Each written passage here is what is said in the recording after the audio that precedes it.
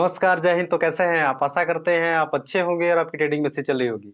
दोस्तों, इसके पीछे वाले वीडियो में हम ऑप्शन के बारे में ढेर सारी चीज़ों को सीख लिया है, जैसे स्ट्राइक प्राइस में एटीएम क्या होता है, ओटीएम क्या होता है, आईटीएम क्या होता है और साथ में हमने ग्रिक्स के बारे में भी सीख लिया है। दोस्तों, आज हमें सीखना है जो कि ऑप्शन में बायर और सेलर होता है, तो हमें किसके तरह सोचना है? बायर की तरह सोचना है या सेलर की तरह सोचना है?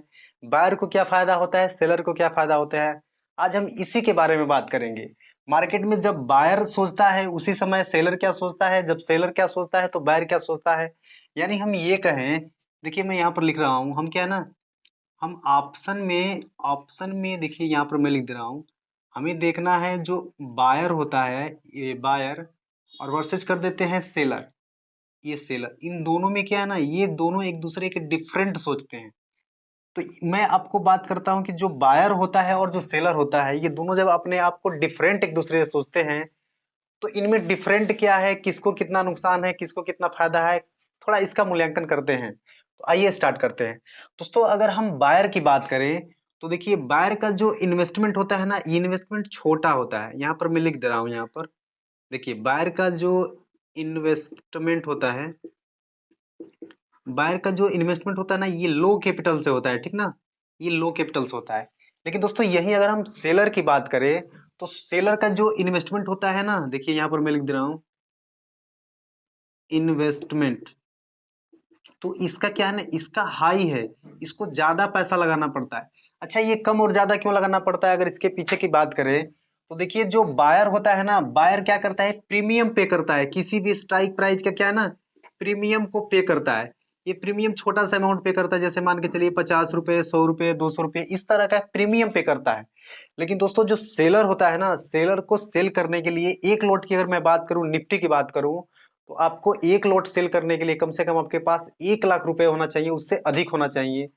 यानी हम ये कह सकते हैं कि सेलर को इन्वेस्टमेंट करने के लिए इसको क्या है ना, इसको मार्जिन देना पड़ता है। ये मार्जिन वर्ड एक आता है, इसको देना पड़ता है, रखना पड़ता है। कम से कम ये 1,30,000 या 1,40,000 इससे ऊपर ही रहता है, ठीक ना। ये लाख है, ठीक ना। तो यानी बायर का इन्वेस्टमेंट कम होता है और सेलर का इन्वेस्टमेंट ज्यादा होता है। इतना बात आप समझ गए। अब दूसरे पॉइंट पर हम बात करते हैं, तो देखिए बायर का जो रिस्क होता है, बायर का जो रिस्क होता है, ये रिस्क इसका क्या क्या है, कम है। इसका रिस्क क्या है, कम है। यहाँ पर मैं लिख दे रहा हूँ, बायर का जो होता है रिस्क कम होता है। रिस्क कम इसलिए होता है कि बायर ने जो पैसा लगाया है, जो प्रीमियम लगाया है, वही उसका नुकसान हो सकता है, वही उसका जा सकता है। जैसे मान के चलिए मैं बायर हूँ और मैं किसी स्ट्राइक प्राइस का कोई प्रीमियम लिया हूँ, जैसे 50 रुपए का, 100 रुपए का, तो मेरा उतना ही नुकसान हो सकता है। यानी मेरा रिस्क कम है। लेकिन अगर हम सेलर की बात करें तो सेलर का क्या है ना, रिस्क क्या है, इसका रिस्क क्या है, ज्यादा है। इसका रिस्क क्या है, इसका रिस्क ज्यादा है, यानी हाई है इसका रिस्क। समझ रहे हैं ये बात आप? दोस्तों इससे थोड़ा सा और आगे हम बढ़ते हैं तो देखते हैं कि जो बायर होता है, इसका जो रिवार्ड होता है ना, रिवार्ड होता है, ये रिवार्ड इसका ज्यादा होता है। इसका रिवार्ड क्या है ना, ज्यादा होता है। लेकिन दोस्तों अगर हम सेलर की अगर व्यू से बात करें तो जो सेलर का जो रिवार्ड होता है ना, ये रिवार्ड इसका लिमिटेड होता है। जो सेलर का रिवार्ड होता है, ये क्या ना, लिमिटेड होता है, लिमिटेड होता है। अच्छा, इसको कितना प्रॉफिट हो सकता है? तो उतना ही हो सकता है जितना कि इसका नुकसान होगा। इसका नुकसान होगा, देख रहे हैं ना, ये 50 रुपए। देखिए अगर मान के चलिए किसी बायर का 50 रुपए का प्रीमियम कट आउट होगा या नुकसान होगा, तो इतना ही इसको मिल सकता है सेलर को। लेकिन अगर अगर देख रहे हैं आप, इसका क्या ना, रिवार्ड बड़ा है, ज्यादा है। हम ऐसा भी कह सकते हैं ना कि जो बायर होता है रातों रात मतलब करोड़पति हो जाता है, अमीर हो जाता है। लेकिन दोस्तों आपको पूरी बात समझनी पड़ेगी कि बायर और सेलर के बाद हम एक लास्ट में हम आपको डिसाइड करेंगे कि क्या हो रहा है इन दोनों के बीच में। तो आप उन बातों का भी ध्यान रखना चाहिए। ये मेरी बात सुन के ये नहीं कि आप बाइंग करने लगे, ऐसा भी नहीं है। तो देखिए हम लोग इतना समझ गए कि इसका रिस्क कम होता है, इसका ज्यादा होता है, इसका रिवार्ड ज्यादा है, इसका रिवार्ड लिमिटेड है। लिमिटेड है यानी बायर का जितना नुकसान होगा उतना ही सेलर को फायदा होगा। लेकिन क्या है ना कि जो बायर है ये, इसको ज्यादा प्रॉफिट हो सकता है, ठीक है। अब हम चौथे पॉइंट की बात करें तो चौथा पॉइंट बहुत ही मजेदार है, इसको बहुत ध्यान से आपको देखना है। एक मैं वर्ड यहाँ पे लिख रहा हूँ, प्रोबेबिलिटी। देखिए प्रोबेबिलिटी, यहाँ पर मैं लिख दे रहा हूँ प्रोबेबिलिटी। दोस्तों ये जो प्रोबेबिलिटी होती है, क्या होता है, इसके बारे में थोड़ा सा बात करता हूँ। तो देखिए अगर मैं बायर और सेलर में अगर ये कहूं कि दोनों में क्या है ना कि जब दोनों ट्रेड करते हैं तो सबसे ज्यादा ट्रेड सही होने का चांसेस किसके पास होता है? सेलर के पास होता है। यानी सेलर की जो प्रोबेबिलिटी होती है, जीतने की प्रोबेबिलिटी होती है, मतलब सही होने की प्रोबेबिलिटी होती है, वो सबसे ज्यादा होती है किसकी? सेलर की होती है। और बायर की कम होती है। क्योंकि अगर मैं ये कहूं कि अगर 10 में से ट्रेड अगर बायर बनाए तो बायर अगर अगर बायर की प्रोबेबिलिटी देखा जाए तो मान के चलिए 4%, ये 4 हो सकता है या तो 3 हो सकता है।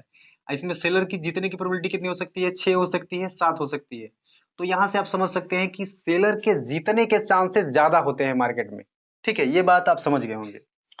दोस्तों अगर मैं इनके बारे में क्या है ना स्ट्राइक प्राइस पर एक एग्जांपल के थ्रू मैं बताऊं तो आपको चीजें और आसानी से समझ में आएगी। तो आइए हम देखते हैं एक बार पहले उसको करके, ठीक ना, कि हम ये इसको कैसे हो पा रहा है।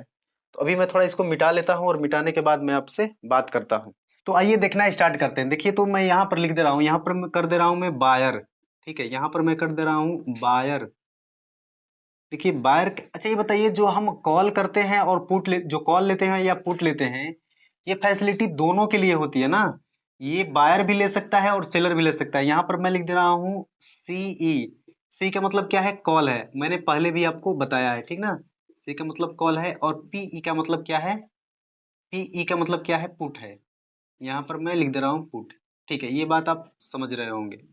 अब देखिए मैं बायर के एक बार व्यू से बात करूंगा और एक बार सेलर के व्यू से बात करूंगा, और दोनों के बारे में क्या है ना डिफरेंट थोड़ा करके हम देखेंगे। तो मैं यहाँ बायर कर दिया और यहीं पर अपना मैं सेलर भी कर देता हूँ, जिससे आपको चीजें और आसानी से समझ में आए। दोस्तों मैं एक यहाँ एग्जाम्पल ले रहा हूँ। एग्जाम्पल मेरा ये है कि मान के चलिए कोई निफ्टी, निफ्टी का आपने नाम सुना होगा। निफ्टी एक इंडेक्स है, इसके बारे में मैंने बताया था। मान के चलिए निफ्टी का कोई मैंने स्ट्राइक प्राइस 2200 रुपये का सेलेक्ट किया, 2200 जो अभी चल रहा है। दोस्तों मैंने आपको बताया था कि जो अभी चल रहा है उसको क्या बोलेंगे? उसको बोलेंगे एटीएम। एटीएम यानी एट द मनी, ठीक ना, एट द मनी बोलेंगे। अच्छा दोस्तों ये समझ गए आप। अगर मैं ये कहूं कि अगर मैं बायर हूं और मुझे कॉल में लेना है, अगर कॉल में लेना है, मैं बायर हूं, तो मैं क्या चाहता हूं? मार्केट यहां से ऊपर जाए तभी हमको प्रॉफिट होगा। अगर ये बात आप समझ गए कि मैं बायर हूं और मुझे कॉल लेना है, मार्केट ऊपर जाएगा तो हमें प्रॉफिट होगा।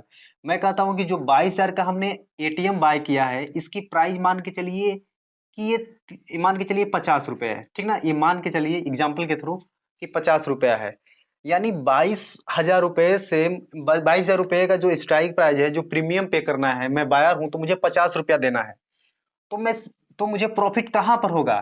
तो दोस्तों देखिए जो हमने 22,000 रुपये का जो हमने ये लिया है ना, ये स्ट्राइक प्राइस जो हमने चूज किया है, तो जब ये प्राइस इसमें 50 रुपये और हम ऐड कर देंगे, तो ये जब जाएगा 22,050 पर, तो ये यहाँ पर अपना आता है ब्रेक इवन, जिसको मैंने आगे बताया था, ब्रेक इवन जिसको कहते हैं।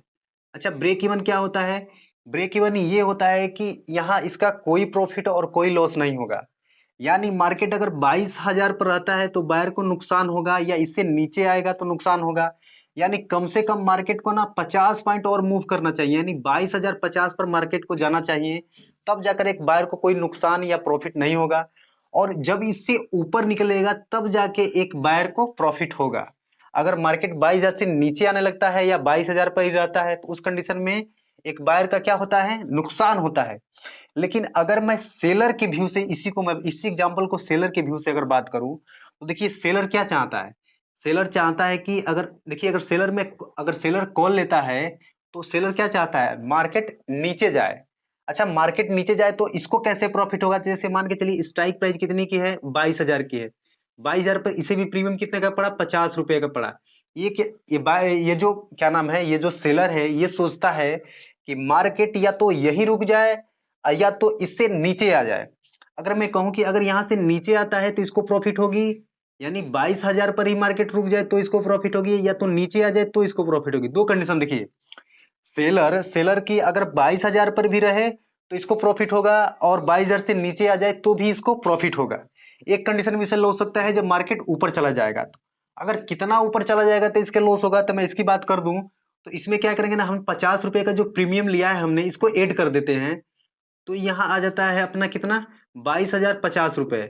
यानी ये जो स्ट्राइक प्राइस है, अगर इतना पर मार्केट आता है, फिर भी कोई बायर को नुकसान नहीं होगा, फिर भी बायर को कोई नहीं नुकसान होगा, ये ब्रेक इवन पर आ जाता है, ये ब्रेक इवन इसका है, यानी इसका कोई प्रॉफिट और कोई नुकसान नहीं है।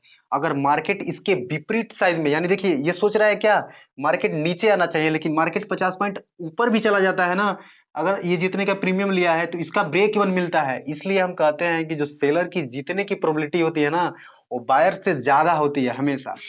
आप ये सारी चीजें समझ रहे होंगे। अगर कुछ भी दिक्कत आपको आ रहा होगा तो आपको ना कमेंट करना है, आगे मैं इस पर और अच्छे से कोई वीडियो बनाने की कोशिश करूंगा, तो लाइव में आपको समझा सकता हूँ। दोस्तों अगर हम पुट की बात करें तो पुट में क्या क्या चाहता है बायर, क्या चाहता है कि मार्केट नीचे जाए।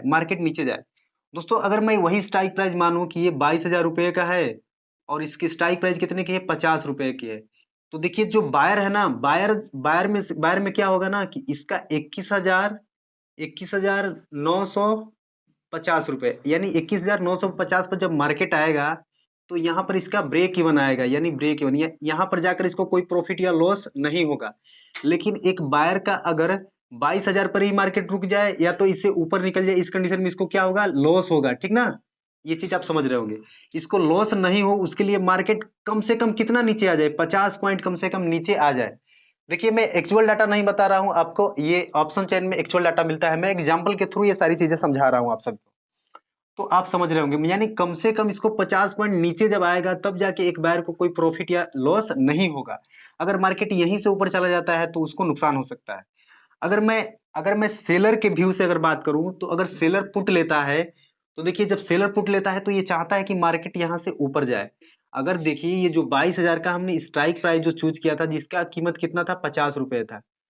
अगर ये बताइए अगर मार्केट यहां से ऊपर चला जाए, यानी ऊपर चला जाए या तो 22,000 पर ही रुक जाए, इस कंडीशन में एक सेलर को प्रॉफिट होगा। समझ रहे हैं आप, इस कंडीशन में एक प्रॉफिट होगा, यानी सेलर चाहता है कि मार्केट यहां से ऊपर जाए या तो यहीं रुक जाए, इस कंडीशन में सेलर को फायदा होगा। अगर मार्केट इसके अपोजिट भी आता है, यानी हम कहें 21,950 तक आता है, तब जाकर इसका यहाँ ब्रेक इवन मिलता है, इसको ब्रेक इवन का मतलब है तब जाकर इसको कोई प्रॉफिट और लॉस नहीं होगा। अगर इससे नीचे नीचे जाना स्टार्ट होगा मार्केट, तब जाकर एक सेलर को नुकसान होगा। तो मेरे कहने का मतलब आप सीधा सीधा समझ रहे होंगे कि देखिए यहाँ पर मैं क्या ना, यहाँ पर आपको दिख रहा होगा, देखिए जो बायर है बायर का एक कंडीशन है कि यहाँ से जो चूज कर रहा है, यहाँ से मार्केट उसके ऊपर जाना चाहिए या तो नीचे जाना चाहिए, ठीक ना। बायर क्या सोचता है कि प्राइस यहाँ से ऊपर जाए या तो नीचे जाए, उस कंडीशन में इसको प्रॉफिट होगा। लेकिन जो सेलर है, सेलर सोचता है कि प्राइस या तो यहीं रुक जाए या तो जैसे मैं सोच रहा हूँ वहां चले जाए। ठीक है, समझ रहे हैं आप, या तो प्राइस यहीं रुक जाए या तो ऊपर। इसीलिए मैं कहता हूं कि जो बायर की प्रोबेबिलिटी है जीतने की वो कम है। कम इसलिए है कि सेलर के पास दो प्रोबेबिलिटी है जीतने की, या तो मार्केट साइडवेज होगा तो इसको प्रॉफिट होगा या तो इसके फेवर में चला जाए तो प्रॉफिट होगा। लेकिन बायर का क्या है ना कि बायर का या तो ऊपर सोच रहा है तो ऊपर ही जाना चाहिए, नीचे सोच रहा है तो नीचे ही जाना चाहिए, रुकना नहीं चाहिए। अगर जैसे ही रुकेगा तो इसका थीटा डीके होने लगेगा। मैंने ग्रीक्स में ये सारी बातें आपको बताई है। दोस्तों आशा है ये सारी चीजें आपको समझ में आ रही होगी। अगर फिर भी कोई आपको दिक्कत हो रहा है इनमें तो आप जरूर बताइएगा, आगे मैं कोशिश करूंगा कि और अच्छे से इसको मैं एक्सप्लेन करके आपको समझा सकूं। दोस्तों इसके आगे और भी हमें फैक्ट को सीखना है। अगर आप चैनल पर नए हैं तो सब्सक्राइब करिएगा। ये वीडियो आपको कैसा लगा जरूर बताइएगा, और आगे मैं वीडियो बना सकूं इसके लिए आप हमें थोड़ा मोटिवेट करिए कमेंट करके। धन्यवाद।